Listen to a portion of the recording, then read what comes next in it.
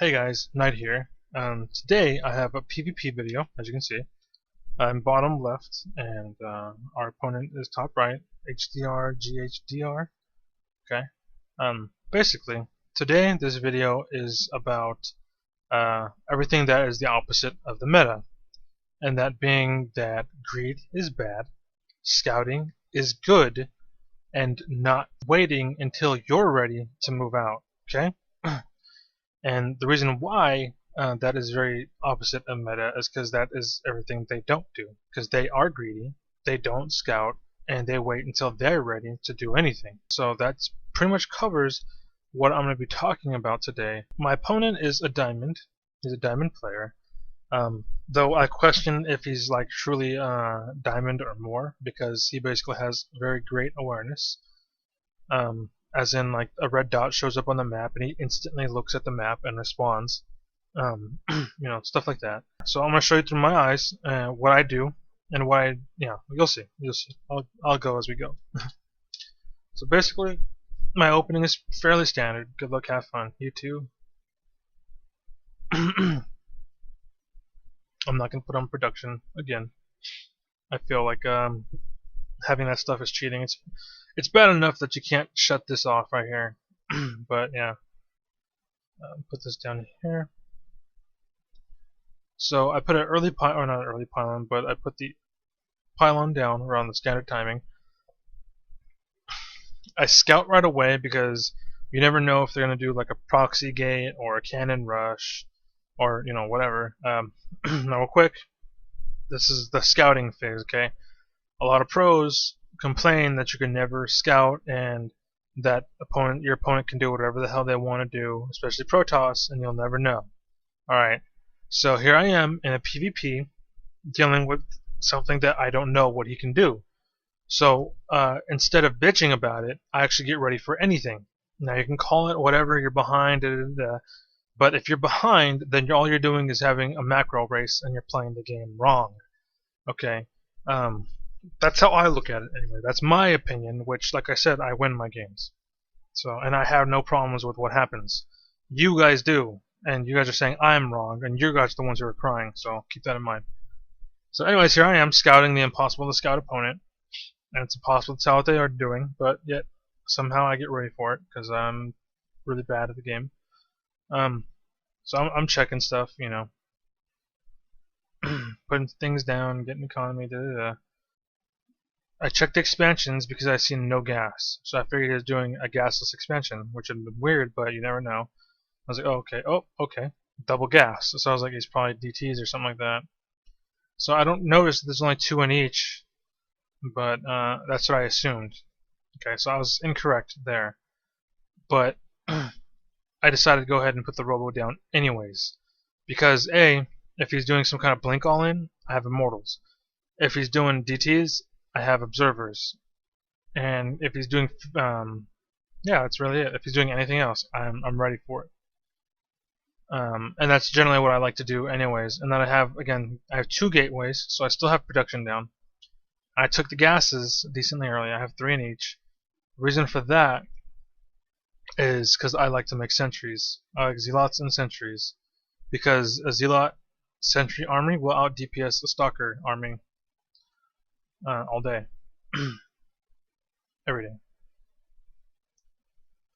So nothing's going on. There's the mothership.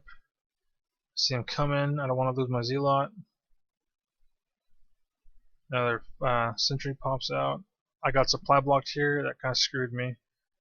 Thankfully, he's expanding right now, which you don't know about. But I wall him off again. So he's here. He's afraid of sentries. So here comes more zealots. Here comes the immortal, and I just tear him up. Every time he tries to go up there, I just wreck him. Double forge, PvP. I need the upgrades. Chase him out. He tries to focus my immortal, instantly respond. Pull my immortal back in. My other immortal spawns out, and I clear the way for my first immortal, so I save him.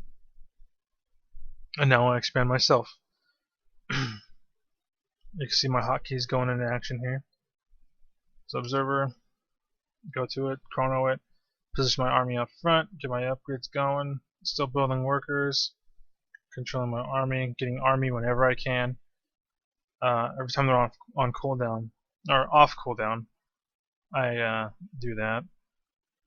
See the pylon, I stop any chance of anything. My observer's on its way.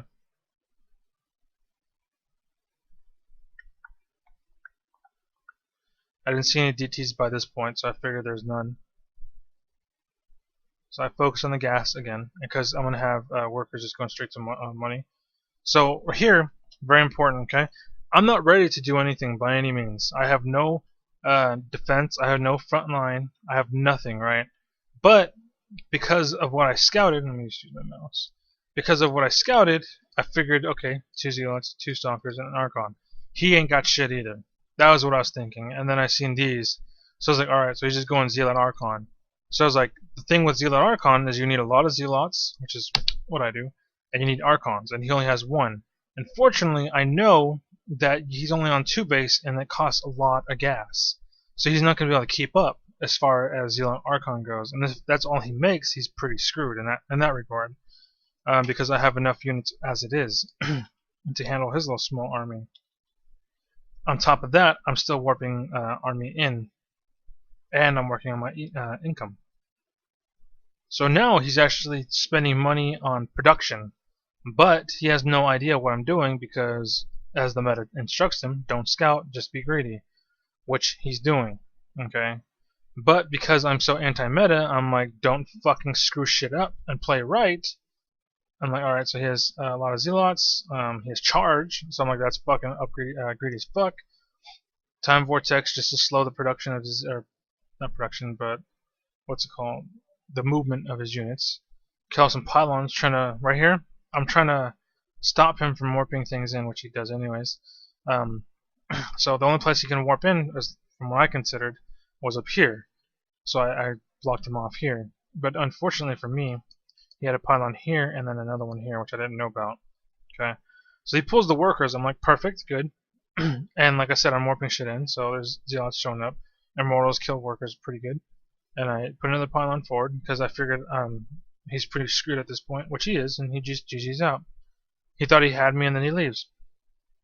So basically his mistake here, I don't want to be too long about it, but basically his mistake here was, first off, he had a lot of workers. Now a lot of workers is because they teach you to build a lot of workers. And there's nothing wrong with building a lot of workers. It's just you have to find out where the line is first between all in and too much economy. And this line people cross all day, and that's where you get the whole all ins or just 5 bases off of 2 marines. Okay, that's where you get these 2 variations, and that's also why Terran players suck, is because they only do bio or mech. So his production comes down, but it comes down way too late. All right. He can warp things in, but he has no tech. He has no robo. He has nothing really. He has 3 forges, which is 2 forges, double vision, lovely. So he has 2 forges. He has Templar Archives, and then he has a Twilight Council, and then he has a bunch of gateways, and an expansion and a lot of economy. Okay, so it seems like everything looks good. Problem was he had no army initially, so he had a little bit of army while his production was coming. So by the time his production finished, I was already killing the army that he had. So by the time he can replenish his army, he lost his army. So he's back to where he started with anyways. Whereas me, I still have my starting army, and anything I make is additional army. So I'm just going to be outmanning him at this point. So what he would need to do is run up to his base and amass an army and sit up here and then come and face my army after. But he will always be behind at this point, unless he has more production, which here he did. But he lost his base. For me, I would have just taken this and then I would have just fallen back if I had sensed that he had too much stuff up here. And then I would have used my... So I would have just used my observer to check up here, and I would have seen like, oh, 3 sentries, so I'm going to wait. And then I would have built like 2 Stargates or whatever. But the point is, I would have scouted it, right? And the damage is done. He has no economy now. Well, no extra economy. Whereas I do. and the workers are still going. I did stop, unfortunately. That's something I'm still working on today. But yeah, so that's pretty much it. So the three things I mentioned at the start of the match. Alright, so first off, he didn't scout. He had no idea what I was doing. Okay. Now, granted, he was aggressive and his scout was there was attackers, but he still had no idea what I was doing. Okay. That's why he got screwed when he made nothing but stalkers, and I had one immortal, and that's why he screwed himself there. That's because he didn't scout. Okay. I scouted, so I was able to hold his attack. Okay. Now, mistake 2 was he overcommitted into attack where he didn't know shit about. Like, he didn't know what I had. So it's like going into a scenario where you're gonna go like rob a bank and you have no idea what they're armed with, and they all just turn around and shoot you, right? And then you're dead. You know, you're fucked. That's basically what happened to him. That's what he lost there. And number 3 is you have to find that balance between aggression and econ. And he committed way too much into econ. That's why I was able to show up and kill him, because I had enough money to basically have an expansion, econ, and production, and army. I found the balance between there, whereas he did not. He chose to do the extreme, and there's a lot of pros that will even tell you what you want to do with Zerg, for example, is you want to make a bunch of roaches or a bunch of Zerglings or a bunch of drones, and you don't want to make a little bit of this, a little bit of that at a time. Personally, I feel that's wrong, because somebody that has the balance, like I do, will just shit on you because they're going to have a counter for everything, and you're going to just have everything of something. So in one aspect, I will counter you, and I will just win you because of that. You know, you might counter something, but you're going to counter 5 units of my army, whereas I counter your whole fucking army. You know what I mean? And it might be just 5 units, but those 5 units are killing everything you have, whereas everything you had only killed 5 units. Okay? So there's that, and those are the 3 things that I wanted to bring up in this video and explain to you guys, and I put it all in action of how I won and how this guy lost using not using what I stated. So there you go. You know, use it as you will. Just stop following the meta. Hit that follow button and follow me. Yeah, follow me around. You know, subscribe to me and really learn how to play the game, because I'm experiencing it myself. Like, this game's been out for a while, but I'm just starting to really step more and more and more into it. And I can tell you right now, I'm gonna go straight to Masters, like easy. And then even after that, I'm gonna go straight into GM, because all that's gonna change is I'm gonna be more efficient at my clicks. But as far as decision making and strategy and whatnot, I have that all down and ready, down packed. It's just getting it into the actual game that's hard for me. Being disabled, it's twice as hard. Anyways, that's it. So let me know if you have any questions. Take care. Hit that follow button. Subscribe. Twitch.tv/ALOTOFZEALOT. Check me out while I'm learning. And yeah, that's it. Take care. Have a good one. Peace.